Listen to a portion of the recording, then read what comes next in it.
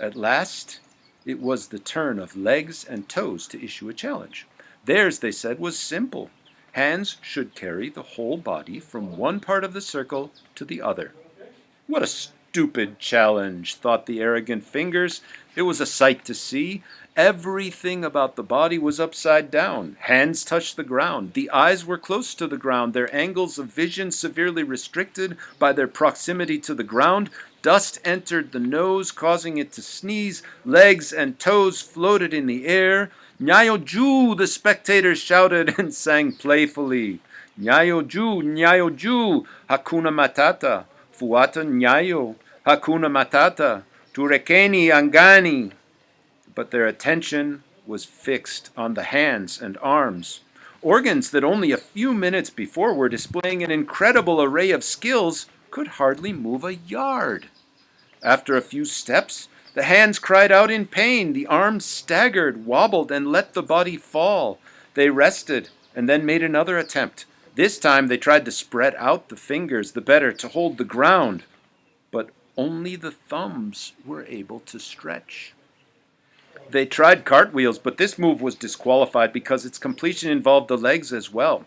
It was the turn of the toes to laugh. They borrowed thick throatal tones from mouth to distinguish their laugh from the squeaky ones the fingers had used. Hearing the scorn, the arms were very angry, and they made one last desperate attempt to carry the body. They did not manage a step. Exhausted, the hands and fingers gave up. The legs were happy to display their athletic prowess. They marked time, trotted, ran a few high jumps, long jumps, without once letting the body fall. All the feet of the spectators stamped the ground in approval and solidarity. Arms raised their hands to protest this unsportslimship, conveniently forgetting that they had started the game. But all of them, including the spectators, noticed something strange about the arms. The thumbs, which had stretched out when the hands were trying to carry the body, remained separate from the other fingers. The rival organs were about to resume their laughter when they noticed something else. Far from the separated thumb making the hands less efficient, it enhanced their grasping and grasping power. What's this? Deformity transformed into the power of forming. The debate among the organs to decide the winner went on for 5 days, the number of fingers and toes on each limb. But try as they could, they were not able to declare a clear winner. Each set of limbs was best at what they did best. None could do without the other. There began a session of philosophical speculation. What was the body anyway? They all asked, and they realized the body was all of them together. They were into each other. Every organ had to function well for all to function well. But to prevent such a contest in the future, and to prevent their getting in each other's way, it was decided by all the organs that thenceforth the body would walk upright, feet firmly on the ground and arms up in the air. The body was happy with the decision, but it would allow children to walk on all fours so as not to forget their origins. They divided tasks. The legs would carry the body, but once they got to the destination, the hands would do all the work that needed making or holding tools.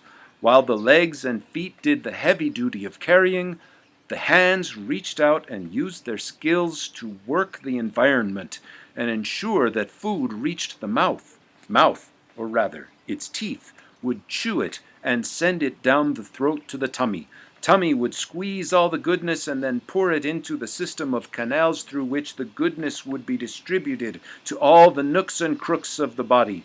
Then, tummy would take the used materials into its sewage system, from which the body would deposit it in open fields or bury it under the soil to enrich it. Plants would bear fruit, hands would pick some of it and put it in the mouth. Oh yes, the circle of life. Even games and entertainments were divided accordingly.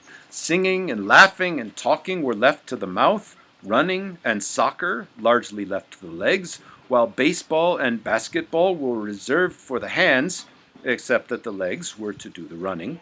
In athletics, the legs had all the field to themselves, largely.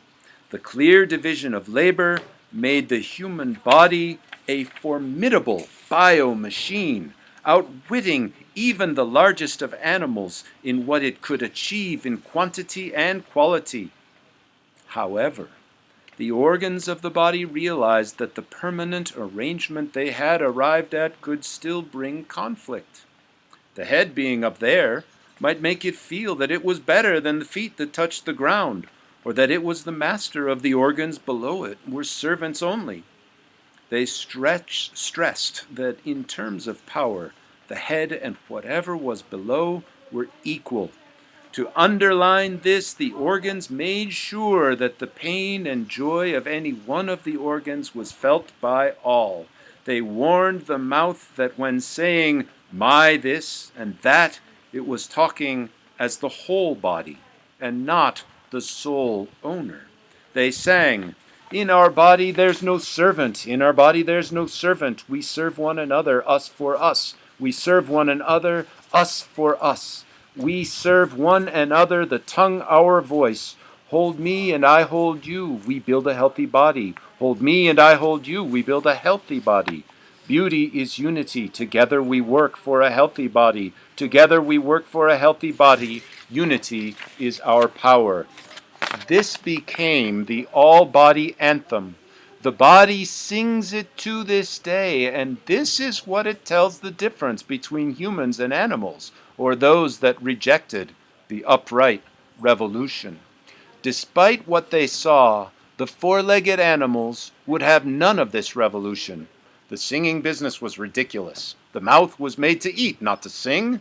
They formed nature's conservative party and stuck to their ways, never changing their habits. When humans learn from the net worth of organs, they do well.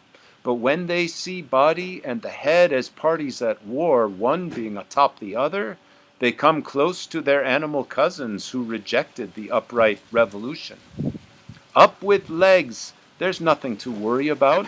Follow the legs, there's nothing to worry about. Let's fly in the sky.